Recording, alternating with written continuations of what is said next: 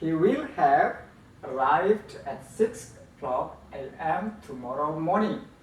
Dia akan sudah tiba atau sudah datang pada jam 6 besok pagi.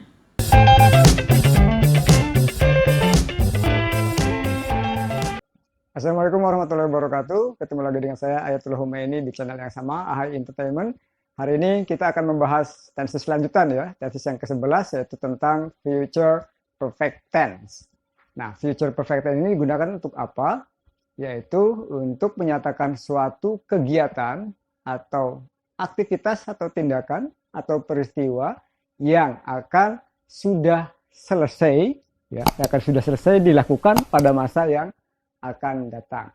Misalnya, kalau misalkan besok jam 9 malam, saya akan sudah selesai belajar. Jadi belajarnya belum kalau kita sekarang bicara, tapi besok jam 9 malam, mungkin kita belajar dari jam 7 sampai jam 8 atau jam setengah 9. Maka kita bilang, besok jam 9 malam, saya akan sudah selesai belajar. Nah, tenses ini yang digunakan untuk mengungkapkan kalimat tadi, mengungkapkan suatu kejadian atau tindakan atau peristiwa yang akan sudah selesai dilakukan pada waktu yang akan datang. Oke, paham ya? Itu fungsi dari future perfect tense. Nah, rumusnya kita lihat setelah subjek gunakan will or plus have verb 3 plus object. Nah, will ini sebagai ciri dari future. Ciri perfect tense-nya adalah have dengan verb 3. Jadi semua subjek gunakan will, have ya. Tidak ada yang menggunakan has walaupun subjeknya she, it. Beda dengan present perfect tense. Kalau present perfect tense, kalau subjeknya I, you, we, atau they gunakan have. Kalau she, he, it pakai has. Nah, dalam konteks future perfect tense, setelah subjek semuanya gunakan will dan auxiliary perfect-nya menggunakan have. Verbnya semua menggunakan verb 3. Jadi semua subjek gunakan will plus have. Nah, bagaimana kalau tidak ada kata kerja di dalam kalimat itu? Maka kalau tidak ada verb, gunakan been setelah will plus have. Jadi pengganti dari verb 3 gunakan to be been ya. Biasa kalau perfect, ya kalau tidak ada kata kerja gunakan to be been. Nah, untuk membuat kalimat pertanyaan tinggal pindahkan auxiliary future-nya, will-nya ke depan, kemudian subject have. Jadi have-nya tidak ikut-ikut pindah ke depan ya. Ketika dibuat pertanyaan cukup auxiliary yang pertama, yaitu will, kemudian subject, have, verb 3 plus object. Nah, bagaimana membuat kalimat negatif? Pindahkan lagi will-nya setelah subject. Subject, will, kemudian not. Jadi not-nya itu setelah auxiliary verb yang pertama. Setelah will, baru kemudian not, have, verb 3 plus object. Jadi tidak diletakkan setelah have. Jadi diletakkan setelah auxiliary verb yang pertama yaitu will. Oke, paham ya? Nah, keterangan waktu yang biasa digunakan untuk kalimat ini, untuk tenses ini yang pertama ada frase by the time. By the time ini bermakna ketika. Nah, by the time ini biasanya diikuti dengan klausa. Ingat, klausa itu ada subject, ada verb. Misalkan, by the time my mother comes. Ketika ibu saya datang misalkan. Jadi saya akan sudah selesai belajar ketika ibu saya datang. I will have finished studying when my mother by the time my mother comes. Tuh. Kemudian keterangan waktu yang kedua yang biasa digunakan ada by the end of January misalkan, menjelang akhir Januari atau pada akhir Januari, by the end of April, by the end of December, by the end of November, by the end 2020,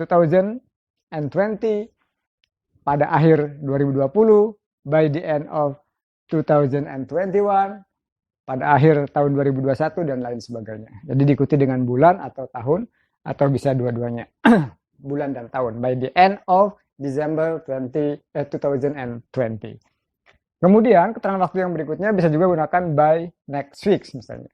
Pada minggu depan, atau by next month, pada bulan depan, or by next year, pada tahun depan atau menjelang tahun depan. Atau bisa juga keterangan waktu tentang spesifik ke waktu, by 6 o'clock a.m. pada jam 6 pagi ya, AM pagi. Kemudian by 9 o'clock PM pada jam 9 malam dan lain sebagainya. Okay? For example, number 1, he will have arrived at 6 o'clock AM tomorrow morning. Dia akan sudah tiba atau sudah datang pada jam 6 besok pagi. Ya, AM sebenarnya bisa dihilangkan karena ini sudah ada tomorrow morning.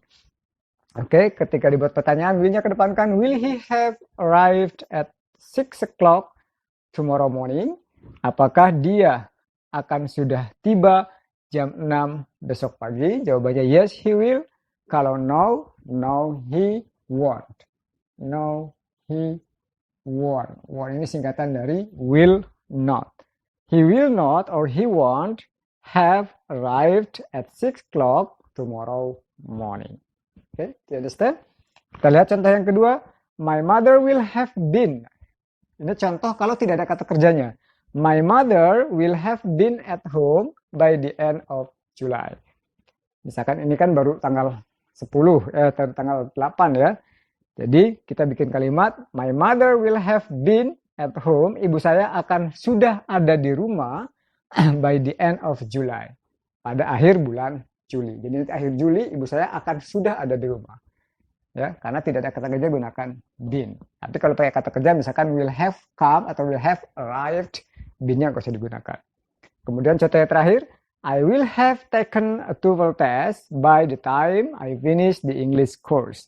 Saya akan sudah mengambil TOEFL test atau tes TOEFL ketika ya atau pada saat I finish the English course. Pada saat atau ketika saya selesai kursus bahasa Inggris. Jadi kalau by the time biasanya diikuti dengan klausa. Klausa itu isinya bisa ada subject, ada verb. Okay? Do you understand?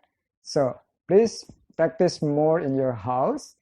If you don't understand, you can ask me in the comment form and I will answer as soon as possible. Thanks a lot. Let's say Alhamdulillah. Assalamualaikum warahmatullahi wabarakatuh.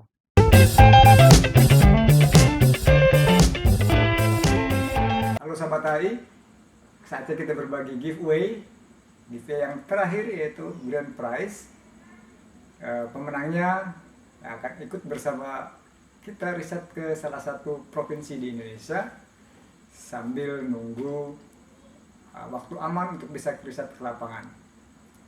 Nah, pemenang dari grand prize ini dipilih dari video terakhir tentang tips sukses kuliah lulus tepat waktu dengan hasil yang memuaskan. Nah, di antara 500 lebih viewers, ada sekitar 30 komentar unik yang masuk di dalam kolom komentar. Dan dari 30 inilah akan kita pilih secara acak menggunakan satu aplikasi random, di mana setiap komentar memiliki peluang yang sama.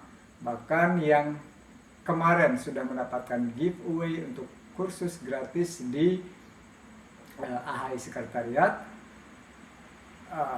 mereka juga masih punya kesempatan untuk bisa riset bersama kami di bulan-bulan yang akan datang. Pemenang akan kami hubungi, jangan lupa nanti cantumkan nomor telepon di komentar atau bisa langsung inbox ke Facebook saya atau ke Instagram atau ke nomor kontak yang sudah tersedia di dalam deskripsi AHI Entertainment. Ya, kita lihat pemenangnya siapa.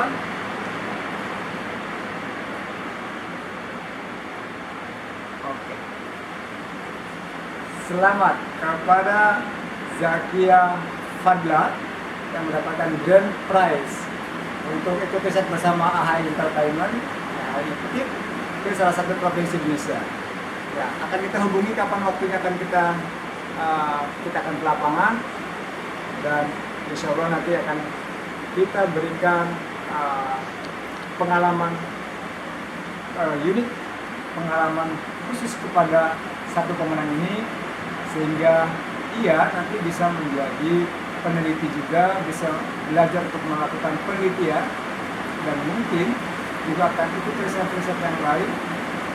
Kesempatan yang sama akan diberikan kepada viewers dan subscriber lain di giveaway berikutnya.